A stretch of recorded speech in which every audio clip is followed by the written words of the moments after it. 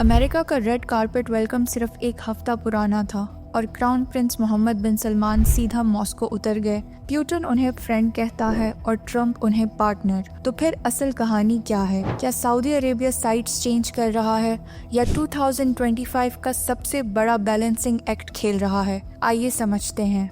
Moscow जाने से बिल्कुल पहले MBS वॉशिंगटन में थे और वहाँ उनका ज़बरदस्त वेलकम हुआ। ट्रंप ने उनकी बढ़ चढ़ के तारीफ की, पुरानी कंट्रोवर्सीज को भी डिफेंड किया और दोनों तरफ ने मैसिव एग्रीमेंट साइन किए।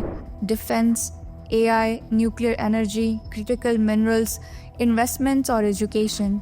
सऊदी इन्वेस्टमेंट अमेरिका में अब $1 ट्रिलियन के करीब पहुंच रही है। ये एक बहुत बड़ा सिग्नल है। रियाद का मैसेज था, हम अमेरिका के कोर पार्टनर हैं और हमें उनकी टेक, सिक्योरिटी गारंटीज और फाइटर जेट्स चाहिए। लेकिन फिर सवाल ये है कि इतने स्ट्रॉन्ग US विजिट के बाद मॉस्को क्यों?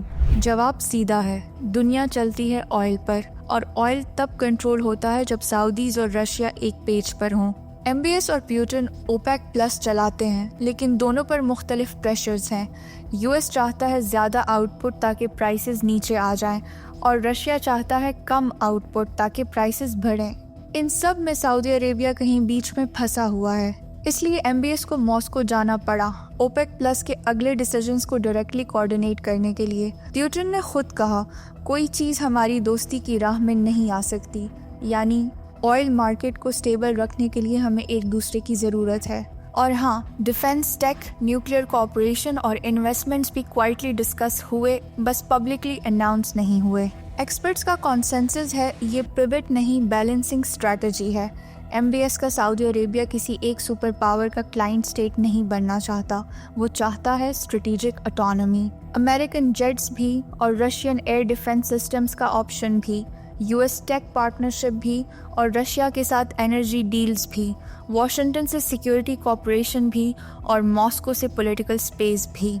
सऊदीज ने शायद सीख लिया है कि US कभी कभी अनप्रेडिक्टेबल होता है, पॉलिसीज बदलती हैं, पॉलिटिकल प्रेशर आ जाता है, रिलेशन स्विंग करते हैं।